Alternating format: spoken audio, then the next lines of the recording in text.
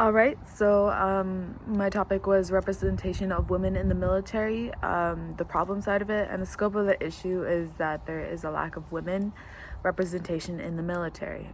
So the number one reason why there's a lack of representation is because it is a male-dominated industry, which means that there are different recruitment procedures, between male and females. So the recruiters are those who reach out to their communities, high schools, and try to get people to sign up to enlist, right? And according to the recruiting policies and protocols for women in the military, there are different approaches as to a male recruiting a female versus a female recruiting another female.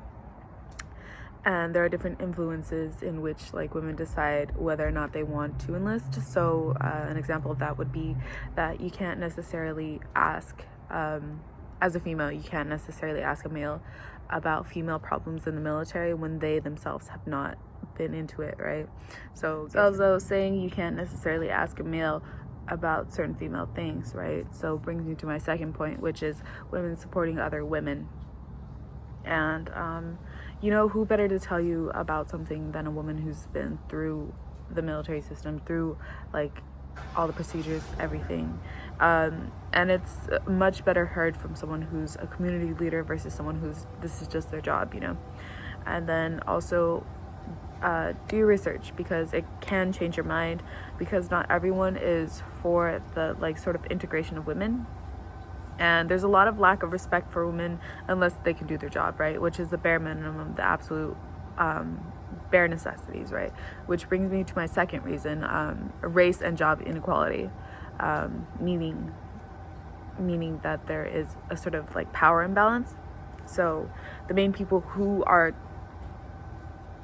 targeted to join the military is young people. So a lot of the people who join the military are between the ages of 18 and 24, and then of those, the percentages is roughly 44% people of color, right? And my second point under this is diversity matters, which means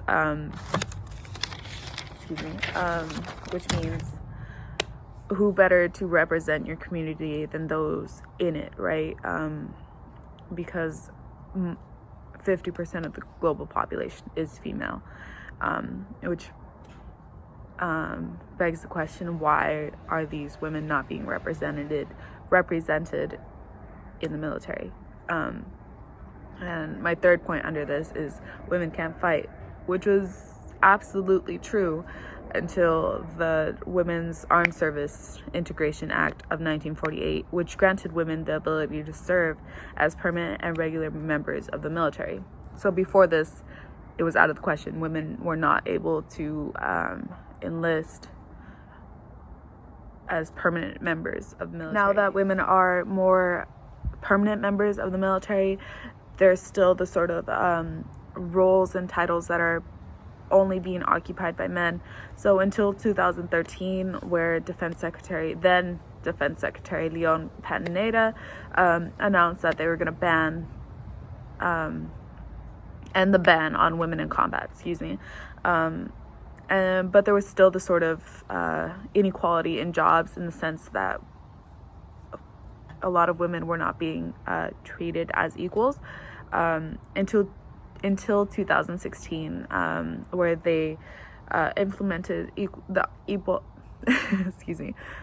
Opportunities Act, which allows women to be considered for a position regardless of gender, and it's not necessarily for women as well, but it's mainly to target women, and which is a step closer to a solution in this lack of representation. But I believe that Jennifer has more to say on these issues. Thank you.